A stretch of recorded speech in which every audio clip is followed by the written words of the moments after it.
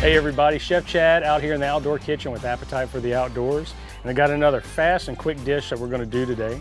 So we're gonna do Bear Tostados. We've got our Kamado Grill getting up to a really nice high heat. And so to start, what we're gonna do is take our bear meat and we're gonna marinate it in some of the Carolina Cooker's Eastern North Carolina barbecue sauce, which is fitting because this bear came from down east.